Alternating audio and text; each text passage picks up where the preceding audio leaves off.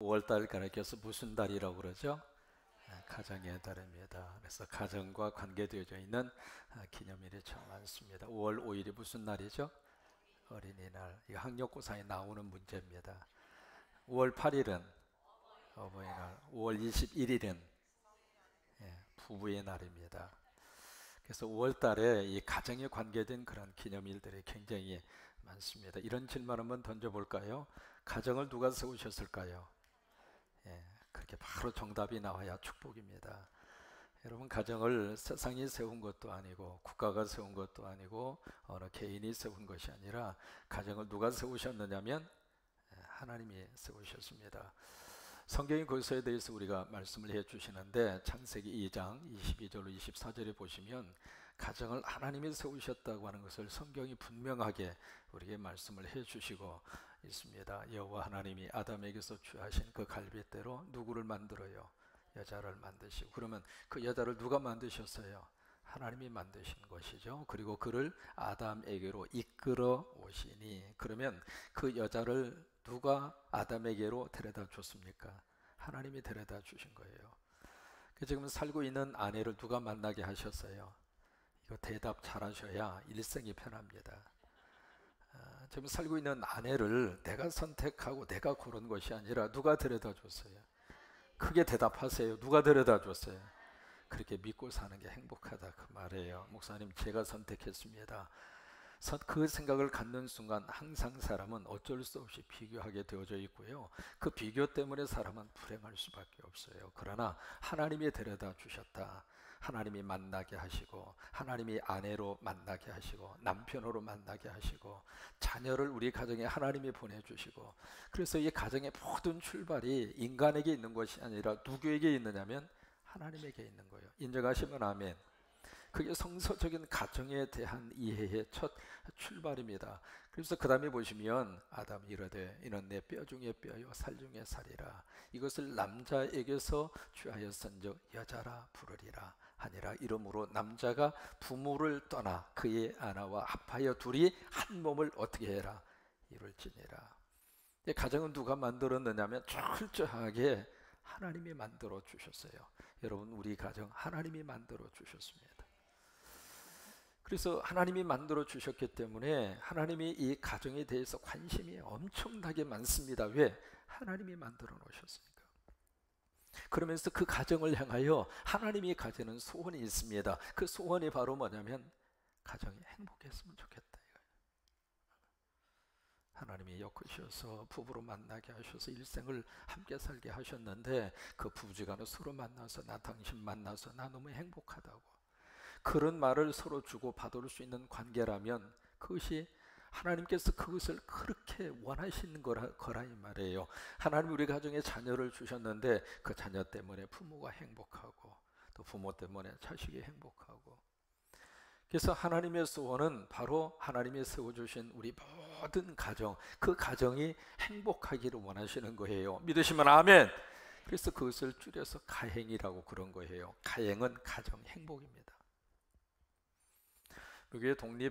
미국의 독립선언서를 기초를 하고 미국의 3대 대통령 토마스 제퍼슨이라고 하는 분이 있습니다. 그분이 그런 이야기합니다. 자기가 일생을 살면서 가장 행복했던 순간은 가정에서 가족들과 함께 보낸 시간들이었다. 밖에서 내가 사람들에게 대접을 받고 사람들이 인정받는 것도 행복하고 좋았지만은, 그리고 그의 삶을 다 지난 다음에 정말로 내 인생에 행복했던 순간은 가정이었다 그 말이에요. 여러분, 시편 128편 1절로 4절도 마찬가지죠. 여호와를 경외하며 그의 길을 걷는 자마다 뭐가 있느냐면 복이 있어요. 그 복이라고 하는 말을 행복으로 바꾸어도 괜찮습니다. 그러니까 여호와를 경외하고 그의 길을 걷는 자마다 뭐가 있느냐면 행복이 있다 그 말이에요. 그 다음에 내가 내 손이 수고한 대로 먹을 것이라, 내가 어떻게 하고 행복하고 형통하리로다. 내 집 안방에 있는 내 아내는 결실한 포도나무 같으며 내 식탁에 둘러앉은 자식은 어린 감람나무 같으리로다. 여호와를 경외한 자는 이같이 뭘 얻어요? 행복을 얻는다 이 말이에요. 행복을. 그래서 정말 우리 가정이 하나님 안에서 모든 가정과 가족들이 그 식구들이 하나님 안에서 정말 행복하게 사는 것, 그것이 하나님 우리 가정을 향하여 가지는 하나님의 소원이고, 그 하나님의 소원을 이루어 드리기 위해서라도 우리 가정에 웃음꽃이 터졌으면 좋겠고, 서로 한 덩어리가 돼서 서로 이해하고 서로 사랑하고, 정말로 믿음 안에서 우리 성광의 모든 가족들이, 이 방송을 듣는 CBS의 청취자 여러분 가정들이 정말 하나님 안에서 행복한 가정이 되시기를 주의 이름으로 축원합니다. 그러면 이 행복한 가정을 위해서 하나님이 주신 선물이 무엇이냐면 자녀입니다. 이 자녀를 성경에서는 어떻게 말씀을 하시고 있는가? 딱 한마디로 말씀을 하세요. 자녀는 하나님의 기업이다. 이게 성경에서 자녀에 대한 성서적인 해석입니다. 하나님이 주신 우리 자녀들, 이 자녀는 God's heritage, 하나님의 기업이라고 하는 거예요. 시편 127편 3절이죠. 분명히 말씀을 하시고 있습니다. 자식은 여호와의 주신 뭐예요? 기업이라 이 말이에요. 그 기업이라고 하는 말을 영어로 heritage라고 하는 말을 씁니다. 우리가 기업하면 일반적으로 생각하는 영어 단어가 비즈니스입니다. 근데 여기 비즈니스라고 안 했어요. 사업이라고 그렇게 말씀을 안 하셨습니다. 영어 단어로 heritage라고 하는 말을 쓴 거예요. 저 기업이라고 하는 말은 여러 가지로 번역할 수 있습니다. 상속이라고 하는 뜻도 있고, 또 하나 소유라고 하는 뜻도 되고, 또 하나 선물이라고 하는 뜻도 되고 그래요. 그러니까 자녀는 하나님께서 우리 가정에게 하나님께서 주신 상속이라 그 말이에요. 부모로부터 우리가 뭔가를 물려받는 것처럼 하나님으로부터 물려받은 것이 바로 누구냐면 자식이라 그 말이에요. 또 하나 여기에 소유라고 하는 뜻이 있어요. 다시 말해서 자녀는 내 소유가 아니라 누구 소유예요? 하나님의 소유라고 하는 거예요. 내 소유가 아니기 때문에 내 마음대로 하면 안 되겠죠. 내 비즈니스가 아니기 때문에 내 뜻대로 하려고 하면 안 되겠죠. 하나님의 소유라 이 말이에요. 그러니까 그 자녀를 볼 때마다 이 소유권을 인정하고 들어가야 돼요.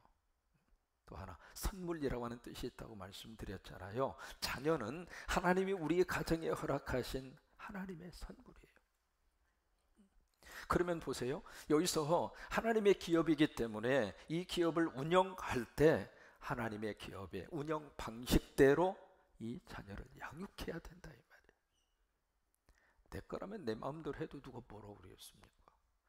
내가 하고 싶었던 거 이루지 못했던 거 자식을 통해서 부모로서 막 뭔가 이루고 싶은 그 마음 누구나 다 이해할 수 있습니다만은 내 소유라면 그렇게 자식을 끌고 가도 누가 터치할 수가 없겠죠. 그러나 내 소유가 아니고 하나님의 소유이기 때문에, 하나님의 기업이기 때문에 하나님께서 기업하시는 운영 방식으로 자녀를 양육해야 우리 자녀가 잘 될 수 있고, 우리 자녀를 통해서 하나님이 큰 일을 허락을 하시게 되고.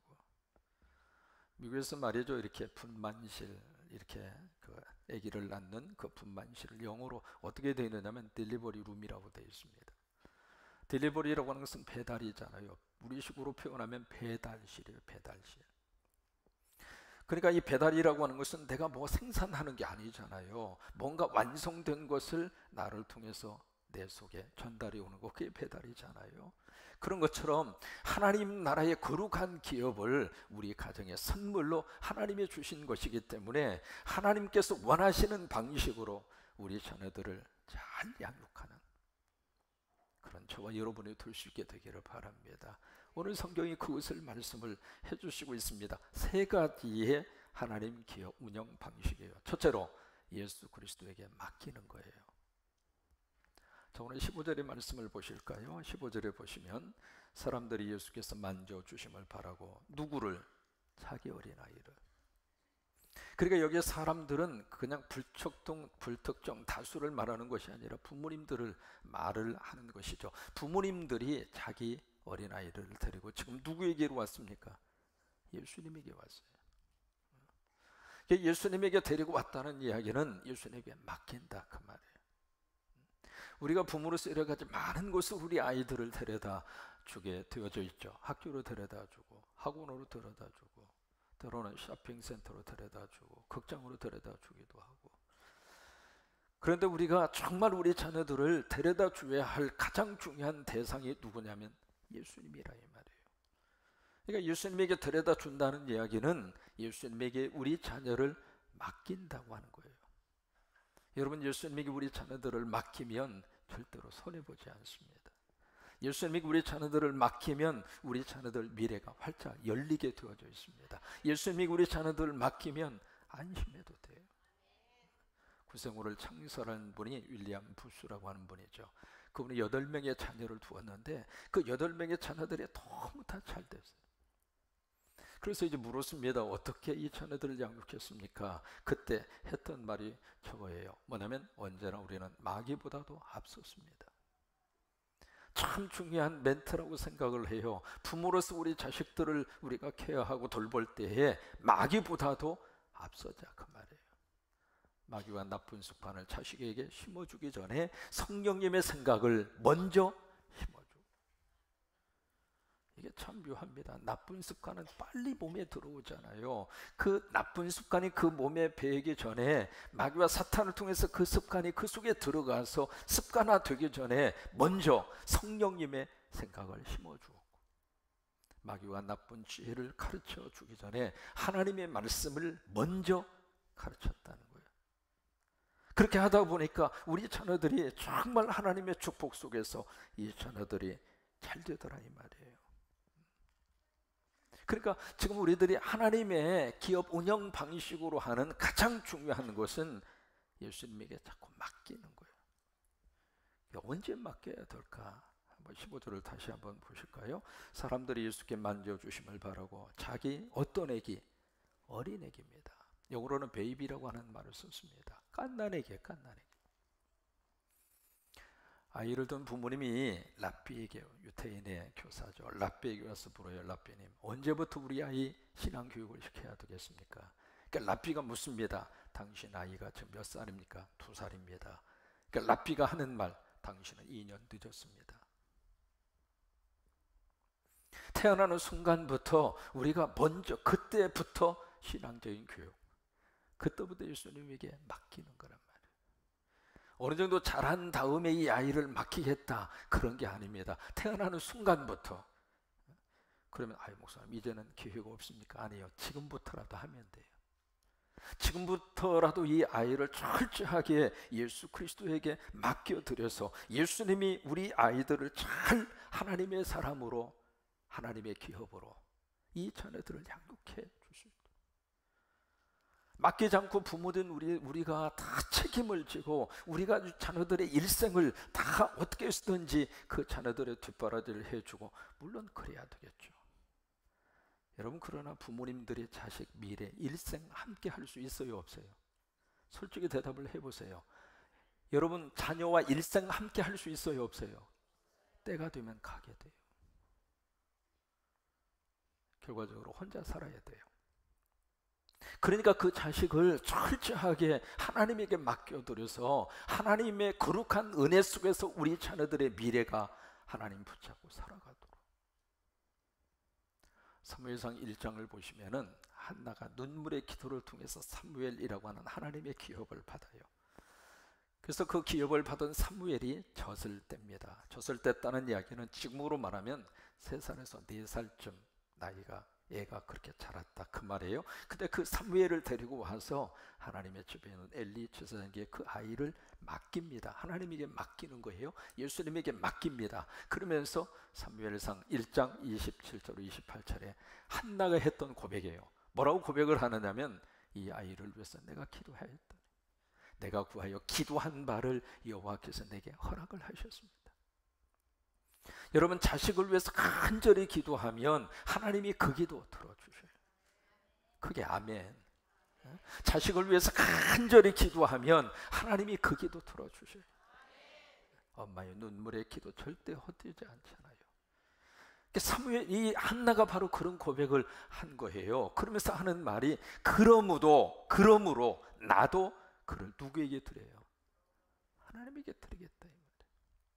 하나님이 기업으로 주셨으니까 이제는 내 마음대로 하겠습니다, 그 말이 아니잖아요. 하나님의 것을 나에게 맡겨주셨는데 이제 다시 하나님에게 드리되 그의 평생을 여호와께 드리나이다. 그게 뭐예요? 예수 그리스도에게 맡기는 거란 말이죠. 하나님에게 맡기는 거예요. 여러분 계속 자녀를 위해서 기도하면서 자녀들의 미래와 앞길을 하나님에게 맡겨야 부모들이 마음 편하게 살아요. 그렇지 않으면 걱정, 염려 떠날 수가 없습니다. 이래도 걱정이고 저래도 걱정이고. 일생을 살면서 부모된 마음속에 자식을 향한 그 마음, 여러분 하루인들 마음 편할 날이 있습니까? 근데 그것이 나중에는 부모로서 너무 큰 짐이 돼서 때로는 그 자식이 싫어지기도 하고 내 속에서 자꾸 거부하기도 하고. 그런 마음이 생기기 전에 우리가 분명하게 이 자녀는 하나님의 기업이니까, 하나님의 소유니까, 하나님의 선물이니까 하나님에게 맡겼어. 무책임하라 그 말이 아닙니다. 하나님에게 맡기는 부모는 더 부모 노릇을 제대로 할 수 있어요. 그 다음에 두 번째, 어떻게 하는 것이 하나님의 기업의 운영 방식으로 자녀를 양육할까? 두 번째, 예수 그리스도의 터치를 받을 수 있도록, 영어로 Jesus 터치, 약자로 말하면 JT입니다. 자녀들이 계속 예수님의 터치를 받도록, 그것이 하나님의 기업의 운영 방식으로 자녀를 양육하는 거예요. 15절에 보세요. 사람들이 예수께서 어떻게 하심을 바라고 만져주신 그 만져주심이 지저스 터치예요. 예수님의 터치란 말이에요. 예수님이 이 아이들을 자꾸 안수해 주시도록 예수님이 이들을 만져주시고 터치하도록. 이삭이 그의 자녀를 놓고 창세기 27장에 보시면은 어떻게 하느냐면 안수를 합니다. 터치를 해요. 창세기 27장 26절로 27절이죠. 그의 아버지 이삭이 그에게 이르되 내 아들아 어떻게 하라? 가까이 와서 나에게 뭘 맞추라. 이게 중동식의 인사 방법이기도 합니다만은 그것이 바로 부모와 자식 간의 터치입니다. 이게 지금 터치가 많으면 많을수록 여러분 가정 안에서 관계가 친밀해지는 거예요. 부부의 관계도 자꾸 터치가 있어요.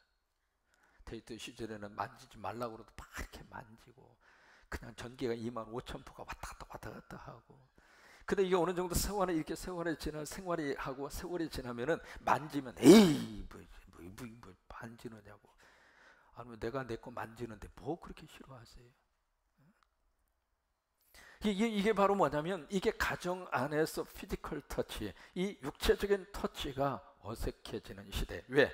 모든 것들이 다 하이텍 문화로 발전하다 보니까 전부 다 스마트폰만 가지고 놀라고 그러고 기계만 가지고 놀라고 그러고 이게 사람 손길에 닿는 것 자체가 이제 어색하게 느껴질 정도로 그것이 가정 안에도 그대로 들어와 있다 이 말이에요. 그러면 안 돼요.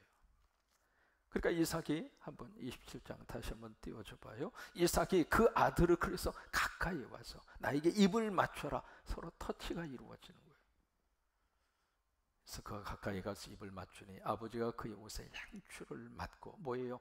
가까이 해서 그 자녀를 꼭 허거하고 끌어안았다 그 말 아닙니까? 그에게 축복하여 이르되. 그럼 여기 지금 부모님들이 이 자녀들이 와서 예수님의 그 안수 기도를 받도록 예수님의 터치를 받도록. 여러분 사람 몸에는 500만 개의 교감 신경이 있습니다. 근데 그 500만 개의 교감 신경 가운데 3분의 1이 어디가 있는가? 손에 있습니다. 그래서 손이 그렇게 예민한 거예요. 이 손 속에 전체 교감 신경의 3분의 1이 몰입해 있을 정도로 이 손을 통해서 우리가 표현할 수 있는 의사소통과 마음의 표현 방법이 엄청나게 많은 거예요. 그 중에서 하나님의 거룩한 축복의 통로로 쓰임받는 것이 안수기도입니다. 어떻게 하면 우리 자녀들이 예수님이 안수기도를 많이 받을 수 있도록. 뉴욕 대학의 유아교육과를 전공하시는 클리크라고 하는 교수가 안수기도에 대한 연구를 집중적으로 그분이 하신 분이에요. 그러고 나서 안수기도에 대해서 효과를 한마디로 딱 이렇게 정리를 합니다. 안수를 할 때 안수하는 사람이나 안수받는 사람이나 그 몸에 헤모글로빈이라고 하는 숫자가 증가한다는 거예요. 그게 증가를 하면 우리 몸이 산소를 더 많이 받아들이게 되고 이 산소를 더 많이 받아들이면 우리 몸의 안에 있는 NK셀이라고 그러죠. 내추럴 킬러 셀, 자연 살해 세포입니다. 그 NK셀이 증가를 하게 되는데, 그것이 증가를 하면 우리 몸속에 있는 나쁜 암세포를 잡아먹어요. 그리고 하는 말이 안수는 건강에 탁월한 효과가 있다.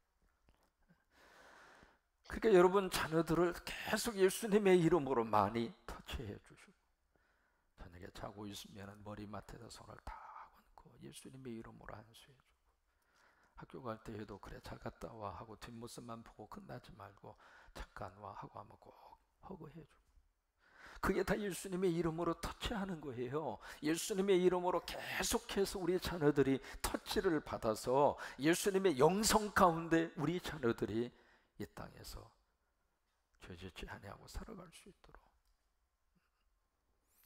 제가 이제 성광 어린이집 우리 친구들 한 달에 한 번씩 가서 안수 기도를 합니다. 처음에는 이 아이들이 머리 위에다 손을 얹으려고 그러니까 우리 목사님이 나를 두들겨 패려고 하나 보다 생각을 해서 그러는지 막 그냥 몸을 막 비틀고, 막 어떤 친구는 앙 하고 울고, 어떤 친구는 내 손을 갖다가 그냥 뿌리치고 막. 여러분 처음에 안수기도 할 때는 이건 뭐 볼라 표현할 수 없을 정도로 그런 상황이에요. 그런 상황. 근데 이게요, 한 달 지나가고 두 달 지나고, 지금은 딱 가서 안수기도 하기 위해서 딱 하잖아요. 내가 이렇게 앉아 있으면은 아이들이 딱 와서 무릎을 딱 이렇게 꿇어요. 무릎 꿇을 수 있도록 표시를 딱 해놨어요. 딱 무릎 꿇고 두 손을 딱 모으고, 그리고 이제 고개를 딱 숙이고 눈을 감고, 그 이제 안수기도 딱 해주면은 아이가 아멘. 무슨 얘기냐면 안수 기도를 받으면서 아이들이 변화된다 이 말이에요. 그러니까 예수님의 터치, 예수님으로부터 그런 터치를 많이 받으십니다. 그것이 하나님의 기업 운영 방식으로 우리 기업된 자녀들을 양육하는 성서적인 방법이라고 말해요. 그 다음에 세 번째로, 자녀는 천국의 주인공이라고 하는 의식 속에서 우리 자녀들을 봐야 돼요. 자, 15절에 보실까요? 그래서 사람들이 예수님께서 만져주심을 바라고 자기 어린아이들을 데리고 오매 제자들의 반응이 기록이 되어 있습니다. 제자들이 어떻게 해요? 보고 뭘 해요? 여기 복수로 쓰고 있어요. 제자들. 한두 사람만 그런 것이 아니라 거기 있었던 제자들 모두가 다 그 아이들을 보고 여기에 꾸짖었다. 꾸짖었다는 말은 영어로 리부크라고 하는 말을 쓰는데, 이것은 비난하고 야단치는 것인데, 비난하고 야단치는 것은 끝나지 않고 내쫓았다 이 말이에요. 제자들의 입장으로서는 그 어린아이들이 그 분위기를 깨는 방해꾼으로 밖에는 생각을 안 한 거예요. 그렇죠. 애들이 여기 와가지고 이제 3부 예배 시간에, 그때 제가 설교할 때가 가장 힘들어요. 여러분들이야 떠들고 싶어도 체면이 있어서 떠듭니까? 지금 생각은 엉뚱한 데 가 있어도 지금 여기 가만히 계시잖아요. 근데 아이들은 그게 아니거든요. 그러면 막 그 아이들이 떠들기도 하고 막 왔다 갔다 부산을 떨기도 하고, 그러면 그 아이들이 그 모임 전체의 분위기를 깨는 것으로 밖에는 생각할 수가 없잖아요. 그러니까 제자들의 입장으로서도 그런 측면에서 이 아이들을 야단을 쳐서 쫓아낸 거예요. 근데 16절에 보세요. 예수님이 어떤 반응을 보이시는가? 그 어린아이들을 다시 불렀어요. 그 아이들을 다시 부르셔서 가까이 하시면서 말씀하십니다. 어린아이들이 내게 오는 것을 용납하고 금하지 말라. 그리고 충격적인 메시지를 그 다음에 던지고 있습니다. 하나님의 나라가 이런 자의 것이다. 이런 자가 누구예요? 자녀들이라 이 말이죠. 여러분 가정 안에 있는 그 자녀들이 바로 천국의 주인공이라고 하는 거예요. 천국의 스타가 누구 있는가? 우리 가정에 주신 자녀들이라 이 말이에요. 크게 좀 아멘 한번 하세요. 우리 가정에 주신 그 철없는 그 아이들이, 하나님께서 보실 때에는 그 아이들이 천국의 VIP고, VIP 뭔 줄 아시죠? Very important person. 그걸 줄여가지고 VIP라고 그런 거예요. 그러니까 천국의 가장 중요한 VIP는 누구냐면 우리 가정에 주신 그 아이들, 그 아이들이 바로 천국의 주인공이라 이 말이에요. 여러분 그것을 지금 오늘 우리 교회 속에도 그대로 적용을 하면 이렇게 적용을 할 수 있습니다. 우리 교회의 가장 중요한 주인공은 누가 부각이 되어야 하는가? 누구예요? 그게 누구예요? 어린아이들이라 이 말이에요. 어린아이들이 교회에 있어서 가장 중요한 중심 인물로 부각이 되어져야 그게 앞으로 소망이 있고 그게 성서적이라 이 말이에요. 왜? 예수님이 그렇게 말씀을 하셨으니까 교회에 있어서 가장 중요한 부서, 물론 모든 부서가 다 중요하죠. 연세 드신 분도 중요하고 청년도 중요하고 다 중요하지만은 오늘 이 말씀을 통해서 우리들이 교회가 시스템을 다시 한번 재정비를 한다면 교회의 가장 중요한 주인공의 조직은 어딘가? 교회 학교라 그 말이에요. 그래서 그 교회 학교를 통해서 우리 부모님들이 왜요? 여러분 가정에서 모든 것의 중심이 누구예요? 엄마, 아빠입니까? 자식입니까? 여러분 가정의 가장 중요한 중심 인물은 누구예요? 자식입니다. 고3을 둔 집에서는 아빠가 큰 소리를 못 치잖아요. 문 크게 닫으면 갑자기 그냥 레이저 광선이 쏘아지면서 당신 지금 얘가 공부하고 있는데 이렇게 방해하고 있느냐고. 뭐예요? 그 가정의 가장 중요한 중심 인물은 누구로 딱 부각이 되어져 있느냐면 자식이란 말이에요. 교회도 마찬가지예요. 교회도. 그래서 우리 교회 학교의 자녀들이 우리 교회의 VIP가 되고 우리 교회의 스타가 되고, 그러면서 17절의 말씀에 그렇게 말씀을 하시고 있습니다. 내가 진실로 너희에게 이르노니. 여러분 복음서를 읽으실 때 이런 패턴이 나오면은요, 가장 중요한 말씀을 강조하기 위해서 예수님이 말씀을 주실 때 이렇게 해요. 그래서 진실로라고 하는 말을 헬라어로 아멘입니다. 아멘. 내가 이르노니라고 하는 말을 헬라어로 레고라고 합니다. 그러니까 아멘 레고라고 하는 말이에요.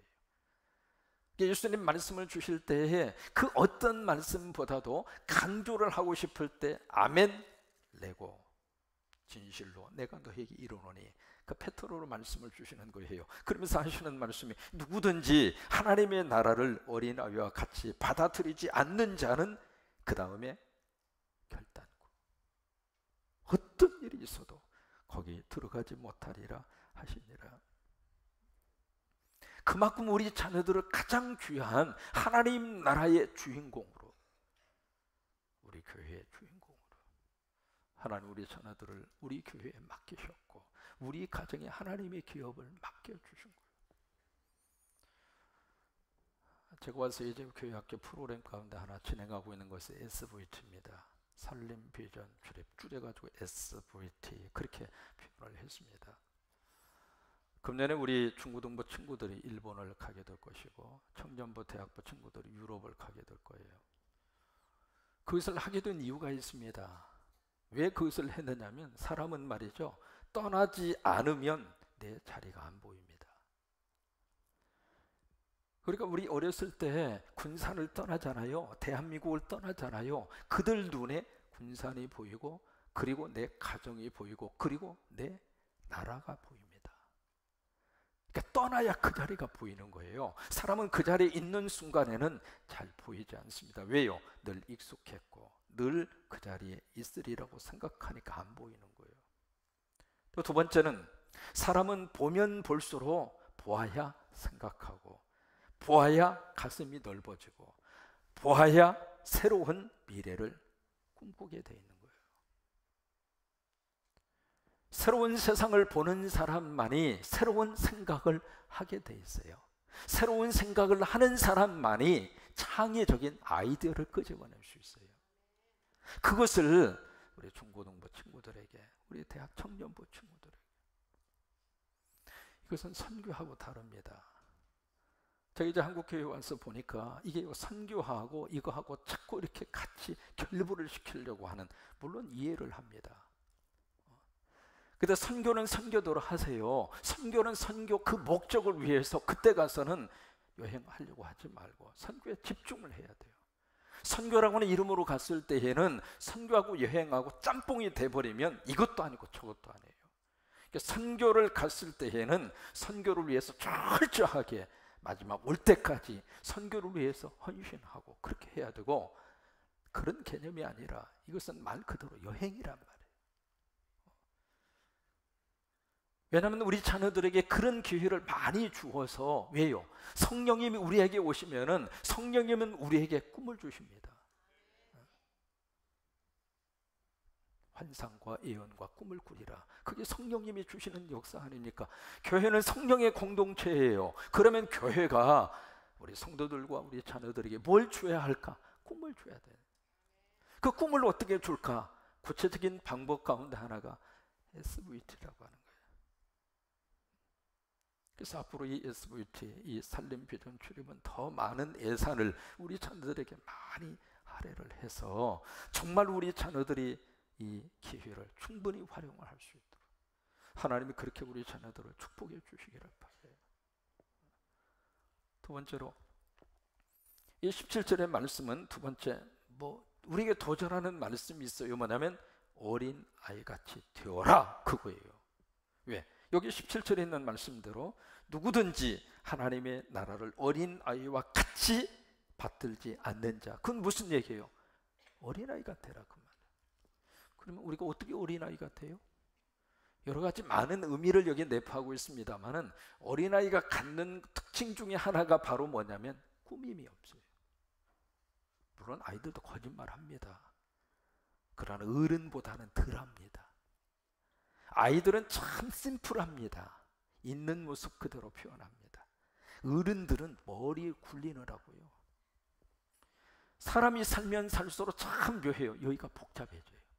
왜? 들은 게 많고 본 게 많고 경험한 게 많고, 그러다 보니까 이게 여기 얼마나 복잡한지 몰라. 미안합니다. 나이 많이 드시면 드실수록 여기가 더 복잡해요. 근데 아이들은 안 그렇습니다.